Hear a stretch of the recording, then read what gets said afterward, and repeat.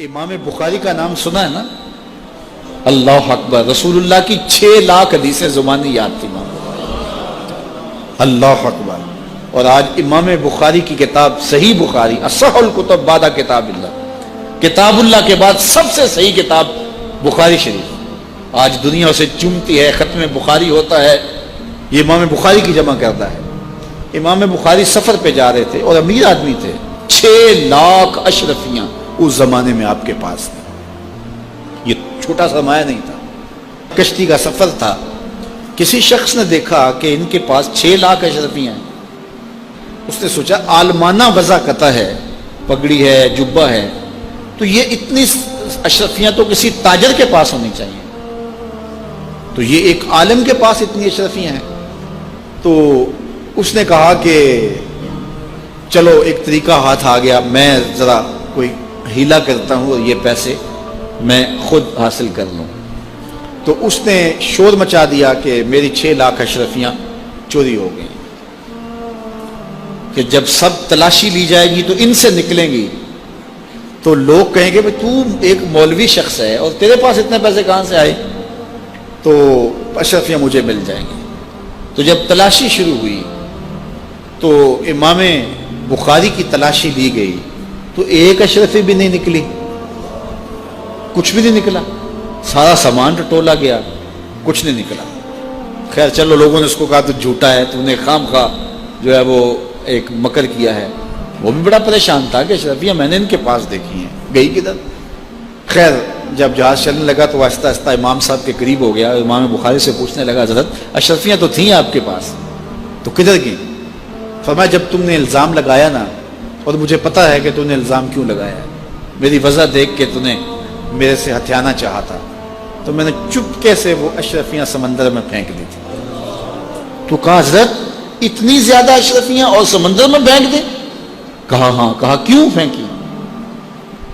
تو حضرت امام بخاری فرمانے لگے کہ اگرچہ وہ اشرفیاں میری تھیں، میری ملک تھی، اور تو نے اگرچہ یہ شور کیا تھا لیکن ایسے مجھ سے لے بھی نہیں سکتا تھا، لیکن ہو سکتا تھا کہ کوئی ایسا فیصلہ ہو جاتا اور اشرفیاں مجھے تجھے دینا پڑتی، یا کوئی آدھی آدھی کر لیتے یا کچھ ہوتا، تو اب میری وضع عالمانہ ہے اور میرے اوپر لگ جاتا الزام چوری کا، اگرچہ میں چور نہیں ہوں لیکن لگتا تو الزام، قیامت تک لوگ میری حدیثیں قبول نہ کرتے کہ اس پہ تو چوری کا الزام ہے۔ تو کہا میں نے اپنے کام کو محفوظ کرنے کے لیے اشرفیاں قربان کر دیں، اتنی اشرفیاں صرف اپنے کردار کو بچانے کے لیے، اور ہم ٹگے کے لیے، چائے کی پیالی کے لیے دین بیچ دیتے ہیں، اور پھر کہتے ہیں آج علماء کی قدر کیوں نہیں ہے؟ میاں قدر ہم نے خود بیچی ہے، ایک ہی چیز ہے، یا پیسے لے لیں گے یا قدر لے لیں گے۔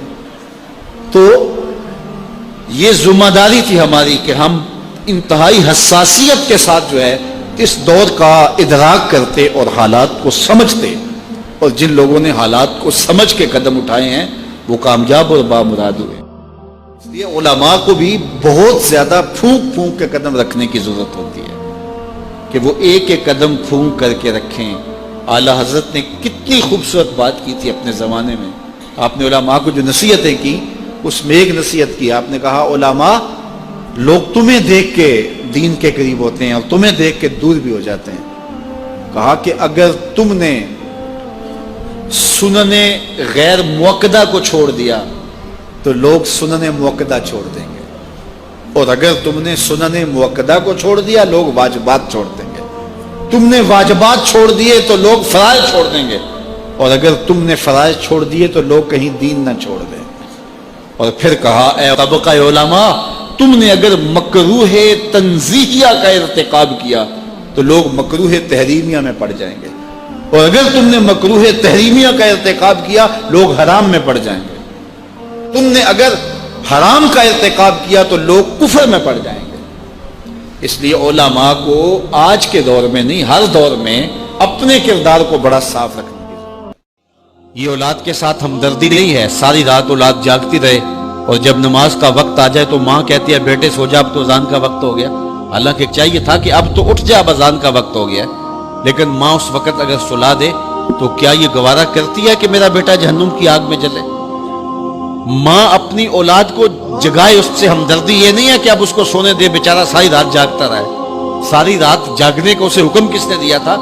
فجر کے وقت جاگنے کا حکم ہے جب رحمت اللہ کی بٹ رہی ہے، تو اس کو بیدار کرے، اس کو جگائے۔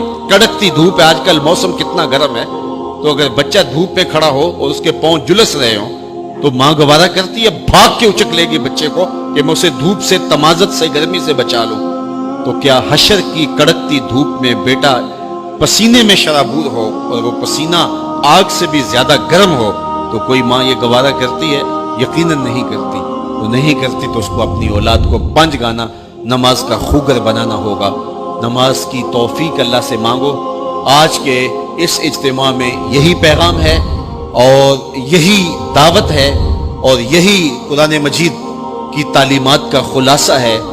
1 بار نہیں، 2 بار نہیں، 10 بار نہیں، 20 بار نہیں، 100 بار نہیں، قرآن و حدیث کے اندر 750 مرتبہ نماز کا حکم آیا ہے۔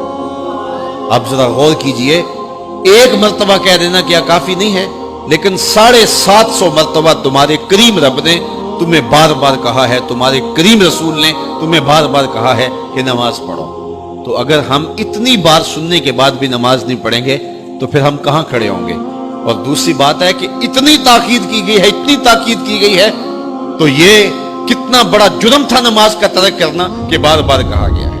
جب آگے سامنے آگ جل رہی ہو اور کوئی دوڑ کے چھلانگ لگانا چاہ رہا ہو تو پھر ماں کی ممتا اتنی ہوتی ہے کہ اس کو 100 بار بھی روکنا پڑے تو بچے کو روکتی ہے، اس لیے وہ جانتی ہے کہ آگے آگ ہے، اور اگر میں اس کو نہ روک پائی تو سیدھا آگ میں چھلانگ لگائے گا۔ اللہ ماں سے بھی زیادہ پیار کرتا ہے، رسول اللہ ماں سے بھی زیادہ پیار کرتے ہیں، اس لیے 1 بار نہیں، 2 بار نہیں، 10 بار نہیں، 100 بار نہیں، 750 مرتبہ کہا کہ تمہاری نماز نہیں چھوٹنی چاہیے۔ رسول کریم صلی اللہ علیہ وسلم نے ارشاد فرمایا، اگر تم میں سے کسی شخص کے دروازے کے سامنے سے نہر گزرتی ہو اور وہ دن میں 5 مرتبہ وہاں سے غسل کرتا ہو، صحابہ مجھے بتاؤ اس کے بدن پہ کوئی میل کچیل رہے گا؟ تو صحابہ نے عرض کی، اے اللہ کے رسول، اس کے بدن پہ کوئی میل کچیل نہیں رہ سکتا جو دن میں 5 مرتبہ غسل کرتا ہے۔ فرمایا یہ 5 نمازوں کی مثال ہے، جو 5 نمازیں پڑھتا ہے اس کے بدن پہ گناہوں کا میل نہیں رہتا ہے، اللہ اسے ستھرا کر دیتا ہے، اسے پاک کر دیتا ہے۔ ایک نماز سے لے کر دوسری نماز کا وقت، درمیان میں جتنا وقت ہے اس کے جتنے گناہ ہیں، دوسری نماز ان گناہوں کا کفارہ ہے۔ حضرت سلمان فارسی اور حضرت ابو عثمان سفر پہ جا رہے تھے، پت جھڑ کا موسم تھا، ایک درخت آیا جس کے پتے زرد ہو گئے تھے، تو حضرت سلمان فارسی نے شاخ پکڑی اور جھٹکا دیا، سارے پتے گر گئے۔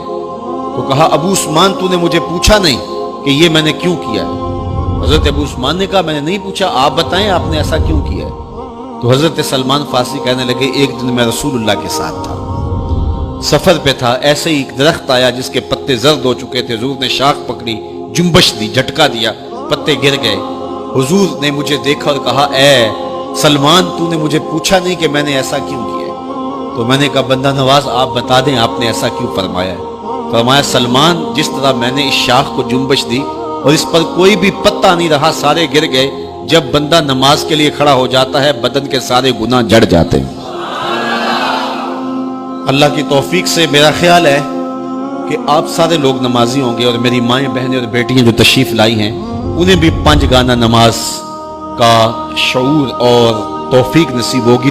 آج ہم یہاں سے عزم کر کے جانا ہے کہ ہمارے خاندان میں، ہمارے رشتہ داروں میں، ہماری اولادوں میں اگر بدقسمتی سے کوئی بے نمازی ہے تو آج عزم کر کے جائیں کہ وہ بے نمازی نہ رہے، اتنے زور سے تبلیغ کریں گے کہ وہ نماز پڑھنے پہ مجبور ہو جائیں۔ تو سونے سے قبل 5 انگلیاں بھی گن لو اور 5 نمازیں بھی گن لو۔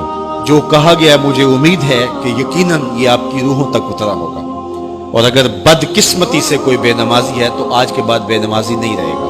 اور ہم اپنے ماحول میں اپنی اولاد سے اگر پیار کرتے ہیں، حقیقی پیار ہمیں، تو پھر ان کو 5 گانا نماز کا عادی بنانا ہوگا اور ان کی